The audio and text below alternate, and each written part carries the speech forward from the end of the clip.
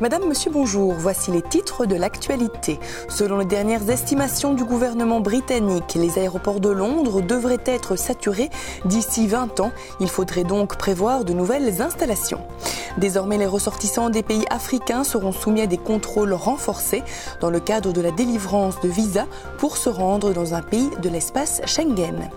Une nouvelle loi oblige les moniteurs de camps de vacances à plus de repos. De nombreuses associations craignent que les colonies de vacances soient désertées dû à un surcoût du séjour. Et nous terminerons avec les prochains travaux de la Tour Eiffel et une idée originale de cadeau souvenir à ramener suite à votre visite de la célèbre Dame de Fer parisienne. Madame, monsieur, bonjour. Bienvenue dans l'édition de votre journal. Les dernières projections du gouvernement anglais sur l'évolution du nombre de passagers d'avions sur le sol anglais peuvent inquiéter pour l'avenir économique de l'île. En effet, elles révèlent que les principales plateformes seront saturées dans moins de 20 ans. En plein préparatif des JO de Londres, dont certains sites olympiques se visitent déjà, les Britanniques se préparent à faire face à un autre défi important, celui de la taille des aéroports londoniens. Selon les prévisions du gouvernement anglais, en 2030, l'aéroport londonien d'Heathrow accueillera 85 millions de passagers par an, son voisin Gatwick 40 millions et Stansted 35 millions.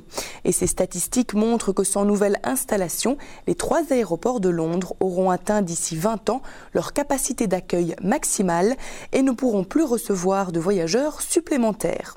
Or, les dernières études sur le trafic aérien anglais ont dévoilé que le nombre de passagers au Royaume-Uni augmentera de 211 millions par an en 2010 à 335 millions en 2030 et pour finir 470 millions en 2050.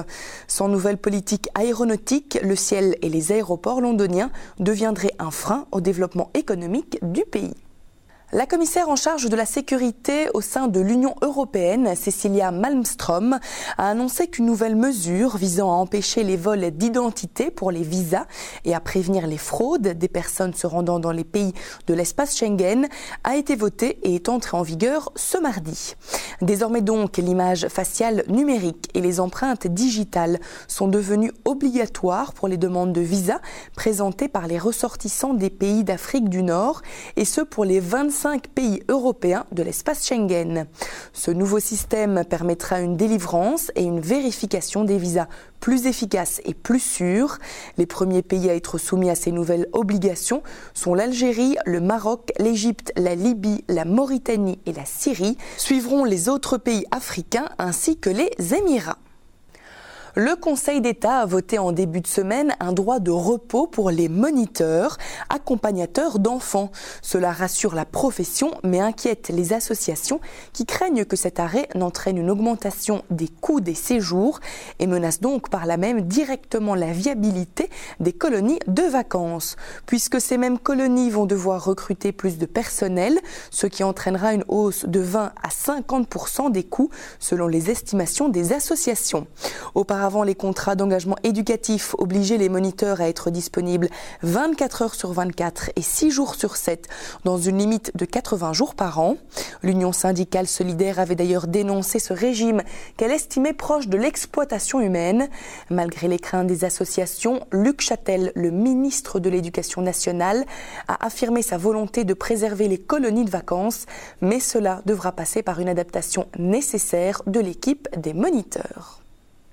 La compagnie Iran Air, qui avait déjà été sanctionnée par l'Union européenne pour raison de sécurité, se voit à présent interdite d'utiliser les services de paiement de l'IATA, l'Association internationale des transporteurs aériens. Le porte-parole d'IATA s'est exprimé à ce sujet et a expliqué que cette suspension s'inscrivait dans le cadre de nouvelles sanctions imposées par l'Office américain de contrôle des avoirs étrangers.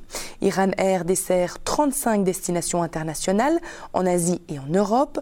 En effet, seuls quelques Boeing ne peuvent circuler dans la zone européenne. Elle exploite donc encore 23 avions pour assurer des vols vers l'Europe, dont 2 vols hebdomadaires vers Paris-Orly. La grande dame de fer parisienne va subir un beau lifting. En effet, le premier étage de la Tour Eiffel, dont les pavillons et les espaces sont devenus obsolètes, va faire l'objet d'une rénovation complète à partir du printemps. Outre les travaux, un plancher de verre devrait être apposé autour du vide central. Un sacré pari et surtout un sacré budget. Il en coûtera à la société d'exploitation de la Tour Eiffel pas moins de 25 millions d'euros hors taxes. Et les travaux devraient durer 18 mois. En plus du premier étage, il y aura la reconstruction de 3 pavillons, dont une salle de réception et un parcours ludique et pédagogique. Par ailleurs, pour ceux qui souhaitent ramener un souvenir original de Paris, sachez que les rivets originaux de la Tour Eiffel vont être remplacés par un système de fixation ayant l'allure de rivets. Et 5000 de ces anciens rivets vont être proposés à la vente pour que les touristes puissent ramener un souvenir singulier. Ceci referme notre journal. Je vous remercie pour votre fidélité, pour votre attention. Je vous rappelle notre site internet sur lequel vous retrouvez toutes les informations touristiques, mais également nos programmes. Il s'agit du www.libertytv.com/tv. À présent, je vous quitte sur de magnifiques images des côtes australiennes. Belle évasion sur Liberty TV.